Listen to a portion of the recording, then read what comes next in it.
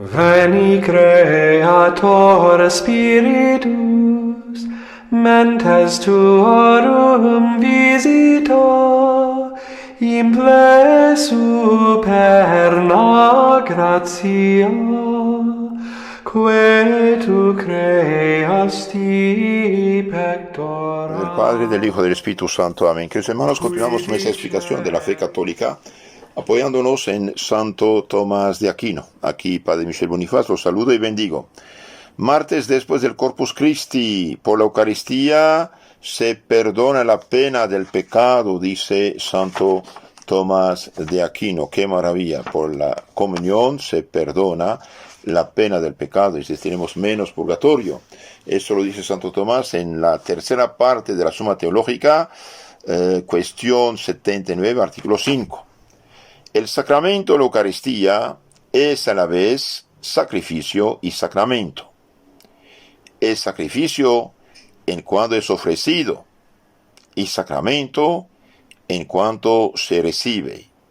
Y por esto el efecto como sacramento se produce en el que lo consume, y como sacrificio el efecto se produce en el que lo ofrece o aquellos por quienes se ofrece. Entonces, la Eucaristía es a la vez sacrificio, que llamamos la Santa Misa, y a la vez sacramento. Es sacrificio cuando es ofrecido, es decir, la misa, lo que llamamos la misa, y es sacramento cuando lo recibimos en la comunión. Y por eso el efecto, los frutos como sacramento se produce en la persona que lo recibe. ¿Y cómo lo recibe? Y bien, lo recibe en estado de gracia, porque el que comulga en pecado mortal, y bien, como un suicidio, se intoxica. El que come y bebe el cuerpo del Señor indignamente, come y bebe su propia condenación, dijo el Espíritu Santo mediante San Pablo. Entonces, 1 Corintios capítulo 11, 27. Entonces, es importante saber que la comunión debe siempre recibida en estado de gracia y nunca en pecado mortal. El que comulga en pecado mortal, bien, ejerce como un suicidio espiritual, como una intoxicación. Y hoy se escucha a veces que todos pueden comulgar, que no hay problema, y que los vueltos a casar, más bien los adúlteros en lenguaje católico, pueden comulgar. Eso es mentira. El que dice esto está equivocado. Puede decirlo de buena voluntad, pero eso no cambia nada. Una madre de familia puede hacer una excelente comida a sus hijos y todos mueren porque la comida era tóxica y ella no sabía. Entonces hoy que dicen que todos pueden comulgar, que la pareja protestante de un católico en Alemania puede comulgar, que los vueltos a casar, si no tienen culpa en su divorcio, pueden rehacer su vida y comulgar. Es mentira todo esto, es injusto, es mentira, es realmente corrupción de la fe cristiana. Sí, el sacramento produce efectos maravillosos, como dijimos en la charla anterior, pero en el que lo recibe en estado de gracia. Entonces, el efecto como sacramento se produce en el que lo consume, y el efecto como sacrificio se realiza en el que lo ofrece o por quienes se ofrece. Por ejemplo, en el Antiguo Testamento, una persona que estaba enferma, hace una promesa a Dios de ofrecer un sacrificio de agradecimiento, de que si sana, y bien, una vez que se sana, lleva un cordero, lleva una oveja al templo y la ofrecen en sacrificio, en agradecimiento del Señor. Una persona hizo una falta, unos pecados, unos errores graves, y bien, se arrepiente y lleva al templo una oveja, un toro, un cordero, lo ofrece en sacrificio por sus pecados. Una persona quiere pedir a Dios una gracia, una ayuda, algo, y bien, ofrece un sacrificio. Y bien, todos estos sacrificios fueron reemplazados por el sacrificio de la misa. Por eso se ofrece la misa por vivos y por difuntos. Por vivos, en acción de gracias, para pedir perdón al Señor, en reparación de sus culpas, pecados, para pedir una gracia, y por los difuntos para que cuanto antes salgan del purgatorio. Y como el Antiguo Testamento tenía varios sacrificios, y bien todos los sacrificios de ovejas, corderos, y bien se ha reemplazado por la Santa Misa. Ahora todo sacrificio cuesta algo al que lo hace ofrecer.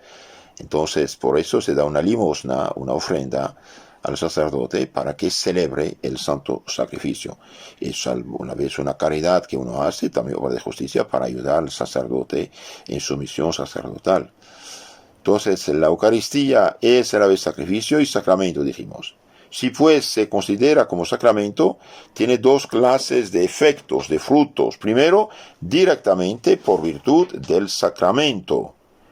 Dos, como por cierta concomitancia, por virtud del sacramento tiene directamente aquel efecto para el que ha sido instituido, y no lo ha sido para satisfacer, sino para alimentar espiritualmente por la unión a Cristo y sus miembros, como también el nutrimiento se une al que se nutre. Entonces, primer fin del sacramento es alimentar espiritualmente y unir las almas a Cristo. El que come mi cuerpo, bebe mi sangre, tiene la vida eterna, y permanece yo en él. Pero como esta unión se verifica por la caridad, por cuyo fervor uno consigue el perdón, no solo de la culpa, sino también de la pena. De ahí resulta que por cierta concubitencia, con su efecto principal, el hombre consigue la remisión de la pena, no de toda ella, sino según el modo de su devoción, de su fervor. Entonces, cuando comulgamos, y comulgamos, como dije, en estado de gracia, es decir, nos hemos confesado de los pecados mortales, y bien, esta comunión aumenta la caridad, aumenta el fervor. Y al aumentar el fervor, aumentar la caridad, consigue el perdón, no solo de culpa, también de la pena. Y esto se hace en la medida del fervor de uno. Por ejemplo, una persona que se acerca a la comunión con mucho amor, con mucho fervor, con mucha caridad, con mucho agradecimiento, con mucho deseo de recibir a nuestro Señor, unirse a Él, bien puede borrar todo su purgatorio, toda la pena que debe al pecado, y también borrar los pecados veniales, claro. En cuanto al sacrificio, ahora veamos la Eucaristía como sacrificio. En cuanto al sacrificio, tiene una virtud satisfactoria, un poder de satisfacer por la deuda de los pecados. Pero en la satisfacción se atiende más al afecto de lo oferente que a la cantidad de la oblación. Entonces, en la medida que una persona también con todo corazón presenta ese sacrificio, bien recibe. Por eso el Señor dice acerca de la viuda que ofreció dos cosas, que echó más que todos los otros. San Marcos 12, 40 y 43. Así, aunque esta oblación baste por su cantidad para satisfacer toda pena, sin embargo se hace satisfactoria para aquellos por quienes se ofrece y también para los que la ofrecen según la cantidad de su devoción y no de su pena. Entonces la viuda del Evangelio echó unos centavos a la caja del templo, y Cristo dijo, ella dio más que todos los que daban de 500 de 1000. ¿Y por qué? Y porque ellos daban de su superfluo, ella daba de su necesario. Entonces aquí Santo Tomás dice, la satisfacción depende de la cantidad de su devoción. En la medida que una persona que escucha misa, que hace celebrar misa y se une a la misa con grande devoción y arrepentimiento, y bien más pena de su deuda se borra. La virtud de Cristo que se contiene en ese sacramento es infinita. Por consiguiente, el que solo se quite por ese sacramento paz de la pena, no proviene del defecto de la virtud de Cristo, sino del efecto de la devoción de los hombres. Entonces, queridos hermanos, aquí Santo Tomás nos dice algo muy importante, ¿eh? La virtud, el poder, la eficacia del sacrificio de Cristo es infinito. Bien, ¿qué pasa?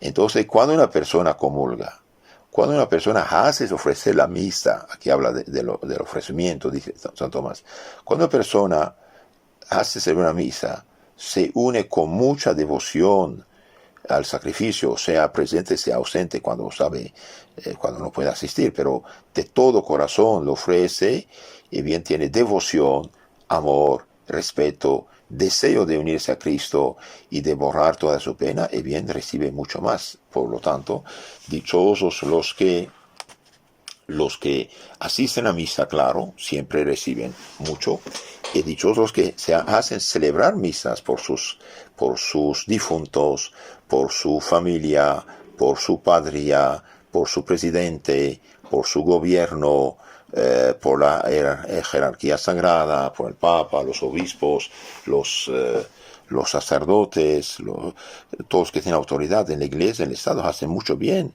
Dichosa la familia que hace celebrar misas por su familia, por sus hijos, por sus abuelos, por la familia en general. Dichosos los que, después de haberse confesado, y son sobre todo si son pecados gordos, grandes, bien piden misas al sacerdote para que celebre misas por sus pecados. Por su purgatorio. Esto es extraordinario. Así pueden borrar su purgatorio en este mundo en lugar de pasar quizás años y décadas y siglos en el purgatorio.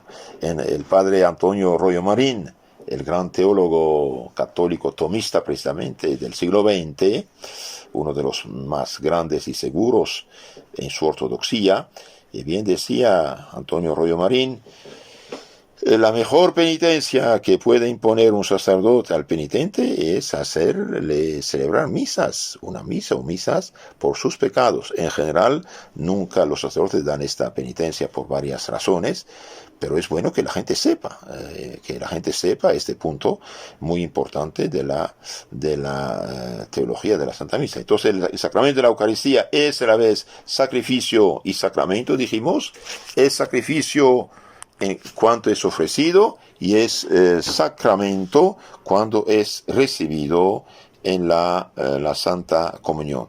Y mientras más uno lo recibe con fervor o asiste a la misa con fervor, más recibe. Y cuando como sacrificio, dijimos, es sacrificio, tiene una virtud satisfactoria, pero en la satisfacción depende la devoción, el fervor de la persona que asiste, de la persona que hace celebrar la Santa Misa. Y la virtud de Cristo que se contiene en ese sacramento es infinita. Entonces, ¿qué pasa con la persona que hace ofrecer la Santa Misa? Y bien depende de su fervor, de su devoción. En la vida que es fervorosa, decidida, une su corazón a lo que pasa en el altar, más recibe. Queridos hermanos, hoy los católicos, por desgracia, muchas veces ya no saben qué es la misa, por desgracia, bajo influjo protestante, sobre todo cuando los sacerdotes, no digo todos, pero una cantidad, sí, seguro, han sido mal formados. Como dijo el Papa Juan Pablo II en 1981, dice, se han propagado verdaderas y propias herejías en el campo dogmático y moral, se ha manipulado la liturgia. Para muchos ya no saben qué es la liturgia. Cuando ve un sacerdote bailar, gritar, hacer cualquier aplauso, grito, guitarra, no sé qué, no sabe qué es la misa este pobre sacerdote. Pobre de él, ciego guía de ciegos, fue muy mal formado, lo destruyeron el seminario, los infiltrados, comunistas, masones o otros protestantizados, modernistas. Cuidado. Decir eso no es atacar a la iglesia, es atacar a los que destruyen la iglesia. Imagínense, Santo Padre Pío, ¿iba a hacer guitarras, aplausos, gritos en la misa? No, señores. La misa es el sacrificio de Cristo, renovado sobre el altar, con la misma eficacia en nuestro provecho. La misa es el sacrificio de la cruz, hecho presente en nuestro provecho. Por eso el hecho de imitar a los protestantes cada vez más nos protestantizan. Es gravísimo esto. quería un cambio litúrgico para mejorar, y fue peor en muchos casos, muchos lugares. Nunca jamás las sectas avanzaron tanto desde los cambios. ¿Y por qué? Y porque imitan a los protestantes. La misa no es lo que pretenden, no es una comida, no es una fiesta como dicen los niños del catecismo. Es una mentira, es un engaño, es una traición del Evangelio esto.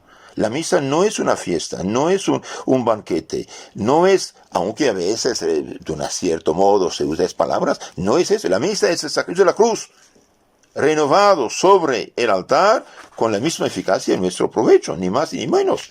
Mire, por ejemplo, el padre Garrigou Lagrange, otro grandísimo teólogo del siglo XX, tomista precisamente, dice: Jesucristo Salvador nuestro es el sacerdote principal del sacrificio de la misa.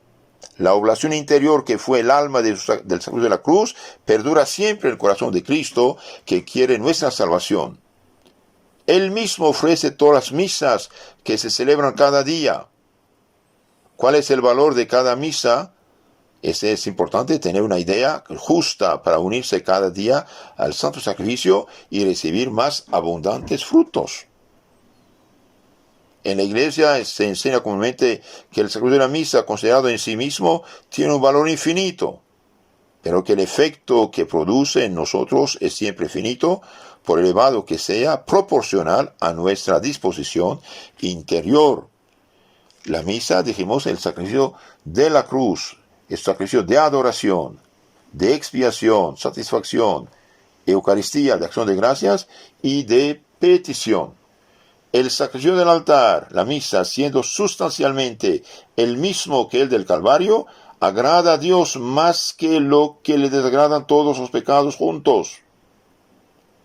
El imprescindible derecho de Dios, soberano bien, a ser amado por encima de todo, no se podría reconocer mejor que la oblación del Cordero, que es Cristo, que quita los pecados del mundo.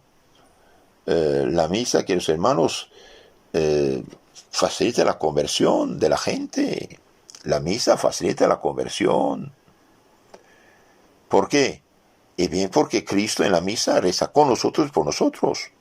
Cordero de Dios que quita su pecado del mundo, ten piedad de nosotros, misericordia de nosotros. La misa facilita la conversión de la gente.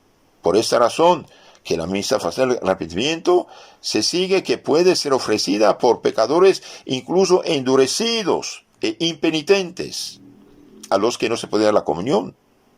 Entonces, una persona, por ejemplo, tiene un marido, una esposa, un hijo, familiares, jefes, endurecidos en el mal, el pecado, duritos, y bien, rece por ellos, sí, claro, asista a misa por ellos, y si puedes, haga celebrar la Santa Misa por su conversión.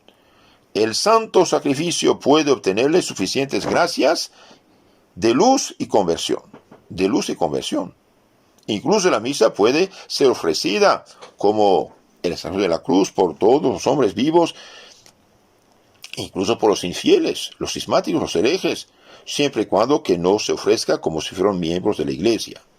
Por ejemplo, el padre Carlos de Foucauld, mártir del Sahara, África del Norte, celebraba a menudo la misa por los musulmanes a fin de preparar sus almas a recibir más tarde la predicación del Evangelio. La misa también neutraliza a los demonios. Nada teme tanto el espíritu del mal como cuando es celebrada la misa con gran fervor y cuando muchos se unen a ella con espíritu de fe. Sí, cuando el enemigo del bien choca con un obstáculo insuperable, es que en una iglesia un sacerdote consciente de su propia debilidad y de su pobreza ha ofrecido la omnipotente hostia y la sangre redentora. Sí. Hay que recordar el caso de santos que asistiendo a misa en el momento de la elevación del cáliz han visto desbordarse la preciosa sangre y deslizarse por los brazos del sacerdote, y los ángeles venir a recogerla en copas de oro para llevarla a aquellos que tienen mayor necesidad de participar en el misterio de la redención. También la misa disminuye nuestro purgatorio. El sacrificio de la misa no solo perdona nuestros pecados veniales, sino la pena debida a nuestros pecados perdonados en la confesión, ya que se trate de vivos o muertos por quienes es ofrecido el sacrificio. Cordero de Dios que quita los pecados del mundo, ten piedad de nosotros.